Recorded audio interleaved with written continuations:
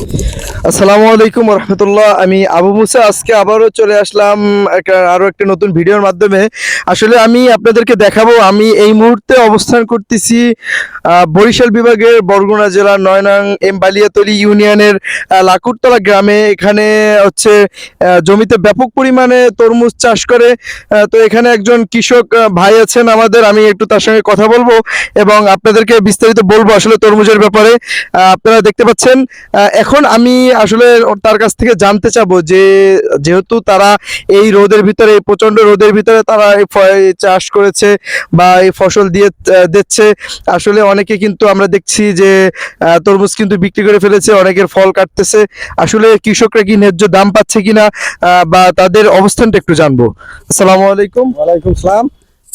আমি একটু আপনার কাছে জানতে চাই যে এই যে ফসল দিয়েছেন জি জি বা এই যে তরমুজের কাজ করতেছেন বা পরিচর্যা করতেছেন, এতে তো অনেক পরিশ্রম জি জি করতে জি হয়। জি তো আপনারা যে পরিশ্রম করতেছেন এর কি সঠিক মূল্যটা কি পাচ্ছেন না কিনা? হ্যাঁ, পাবো, ইনশাল্লাহ পাবো। এখন পর্যন্ত আমরা কিছু মাল বিক্রি করছি, সেল দিচ্ছি, আর সব মাল সেল দিতে পারিনি এখন পর্যন্ত। সব এখনো পারেন না? না, সব তো পারিনি। যারা পাইকাররা আছে তারা যে ফলগুলো নিচ্ছে তারা কি সঠিক দামটা আপনাদেরকে দিচ্ছে কিনা? হ্যাঁ, দিচ্ছে দিচ্ছে যাক, দিচ্ছে মাশাআল্লাহ, ধন্যবাদ। দিচ্ছে।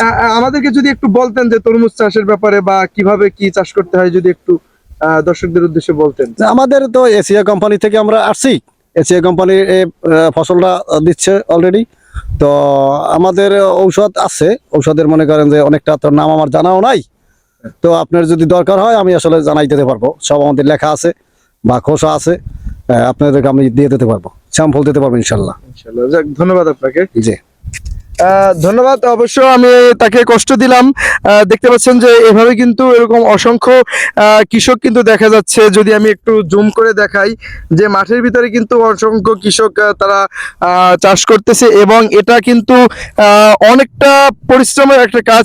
আচ্ছা, আপনি আমাদেরকে আরেকটু বলবেন যে এই যে তরমুজ যে চাষ করতে এটা কতদিন সময় লাগে?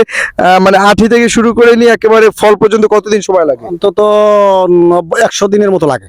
100 দিনের হ্যাঁ, মতো 100 দিনের মতো প্রায় লাগে। 3 হ্যাঁ হ্যাঁ, 3 মাস 10 দিনের মতো। 3 মাস 10 দিন। 10 দিনের মতো। হ্যাঁ। তো আমরা অবশ্য জানতে পারলাম যে 3 মাস 10 দিন কিন্তু সময় লাগে, তার মানে হচ্ছে অনেকটা সময়। এবং এই যে রোদের ভিতরে কিন্তু তারা খাটে।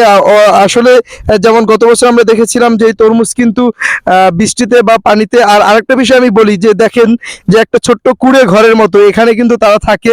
শুধু থাকেই না, এখানে থেকে কিন্তু তারা আসলে এই যে ফলগুলা বা এই যে তরমুজগুলা সেগুলা এখানে তারা হচ্ছে এইগুলা তারা পাহারা দেয়, যেটাকে বলা হয় যে চোরের বিভিন্ন যাতে চুরি না হয়ে যায়।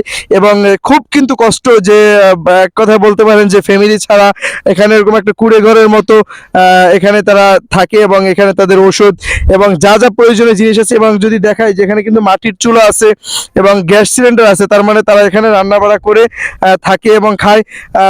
তো আমি একটু করে বলতে চাই যে আমরা কিন্তু যারা ফল কিনে খাচ্ছি তারা কিন্তু আমরা অনেক টাকা দিয়ে কিনি, আমরা কিন্তু কম কিনি না।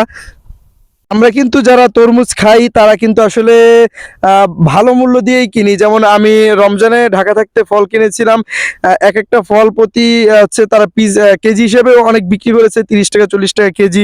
আবার এখন যদি পিস হিসেবে কিনতে যান তাহলে কিন্তু 400 টাকার উপরে লাগে একটা ফল কিনতে। তো সেক্ষেত্রে দেখা যাচ্ছে যে আমরা কিন্তু ঠিকই দাম দিয়ে কিনতেছি, কিন্তু আমার কথা হলো যে এই যারা কৃষক ভাইয়েরা আছে, আমার শ্রমিক ভাইয়েরা আছে, তারা যারা কষ্ট করতেছে তারা যেন অবশ্যই ন্যায্য দাম পায় এবং সঠিক দামটা পাই সেই প্রত্যাশাই করি। আপনার আর কিছু বলার আছে কিনা? না, আর কি বলবো, আর বলার কিছু নেই। জি, সবার জন্য দোয়া করবেন এবং সকলে এই ভিডিওটাকে শেয়ার করবেন এবং সবাইকে দেখার সুযোগ করে দিবেন। সকলে ভালো থাকবেন, সুস্থ থাকবেন। আসসালামু আলাইকুম।